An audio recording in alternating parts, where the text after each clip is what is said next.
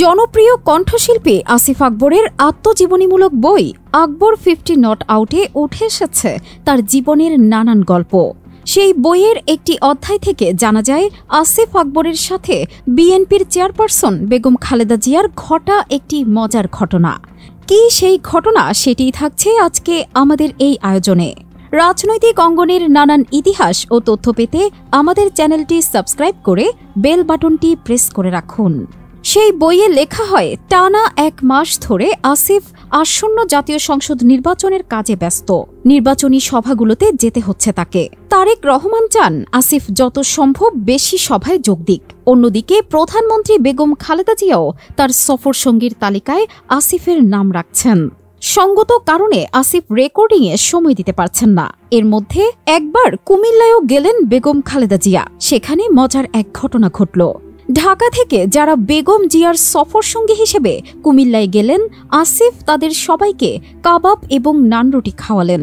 এটা তার নিজের রেস্টুরেন্ট আইটেম। সম্প্রতি আসিফ কুমিল্লাতে বাংলা রেস্তোরাঁ নামে একটি রেস্টুরেন্ট খুলেছেন। জেলা স্কুলের বিপরীতে অডিও জিপসির দোতলায় বাংলা রেস্তোরাঁ অল্পদিনেই ভোজন রসিকদের মন জয় করতে সক্ষম হয়েছে। ব্যবসা এখন রমরমা। বেগম জিয়া কিভাবে যেন খবর পেয়েছেন আসিফ সবাইকে কাবাব রুটি খাওয়াচ্ছে। বেগম জিয়া কিভাবে যেন খবর পেয়েছেন আসিফ সবাইকে কাবাব রুটি খাওয়াচ্ছ, এদিকে আমি ক্ষুধায় মরে যাচ্ছি, কেউ খোঁজ নিচ্ছে না। বসে খাইয়েছেন। তিনি আসিফকে ডেকে বললেন, ভালোই তো, জেনারেলদের বসে বড়ই খেতে হচ্ছে। বেগম জিয়ার সফরসঙ্গী হিসেবে 2 জন জেনারেল পদমর্যাদার অফিসার ছিলেন। তাদেরকেও আসিফ বাংলা রেস্তোরাঁর কাবাব রুটি পাঠিয়েছেন। আসিফ বললেন, ম্যাডাম, এটা আমার নিজের রেস্টুরেন্টের খাবার, আপনি কি খাবেন বলেন। বেগম জিয়া বললেন, কি খাবো আর, শুনলাম কাবাব টাবাব খাওয়াচ্ছ নাকি। আসিফ দ্রুত কাবাব রুটির ব্যবস্থা করলেন। ততক্ষণে বেগম জিয়ার কুমিল্লা ছেড়ে যাবার সময় হয়েছে। পিএস খাবারের প্যাকেটটা নিয়ে তুলে রাখতে যাচ্ছিলেন। বেগম জিয়া বললেন, ওটা আমার গাড়িতে তোলো, ওটা আমি খাবো। দেশের প্রধানমন্ত্রী কখনো ঠিকঠাক চেক না করিয়ে খাবার মুখে তোলেন না। বেগম জিয়া আসিফের দেয়া খাবার নিয়ে চিন্তিত হলেন না। আসিফকে বোঝালেন, তোমাকে আমি এতটাই ভালোবাসি, এতটাই বিশ্বাস করি। এই সময়ে আসিফ বেগম খালেদা জিয়ার আরও ঘনিষ্ঠ হলেন। বেগম জিয়ার প্রতি তার শ্রদ্ধা এবং আনুগত্যের বিপরীতে শুধু ভালোবাসাই চেয়েছেন। বেগম জিয়া আসিফকে ততটুকু ভালোবাসতে কখনো কার্পণ্য করেননি। নিজের সন্তানের মতোই আসিফকে আগলে রেখেছেন। একদিন আসিফকে ডেকে বেগম জিয়া বললেন, আসিফ, তুমি কখনো কুমিল্লার রাজনীতি এবং জাসাস করবা না, এরা তোমাকে নষ্ট করে দেবে।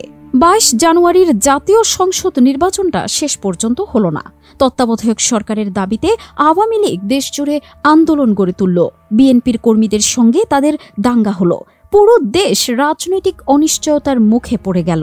দেশে এলো 1/11, অর্থাৎ নভেম্বরের 1 তারিখে সেনা সমর্থিত অন্তর্বর্তীকালীন নতুন সরকার গঠিত হল।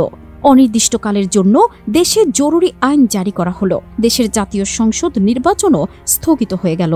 ফখরুদ্দিন আহমেদের নেতৃত্বে 1/11-এর সরকার বেশ কিছু কড়া পদক্ষেপ নিল। তার মধ্যে অন্যতম দুর্নীতি বিরোধী পদক্ষেপ। দেশের রাজনীতিবিদদের সিংহভাগই দুর্নীতিগ্রস্ত। গত 5 বছর ক্ষমতায় থাকার কারণে বিএনপি নেতাদের দুর্নীতি চোখের সামনে জ্বলজ্বল করে উঠল। তুলনায় অন্য দলের নেতাদের দুর্নীতি কম ধরা পড়ল। ফলে বিএনপির শীর্ষ নেতারা গ্রেফতার হতে লাগলেন।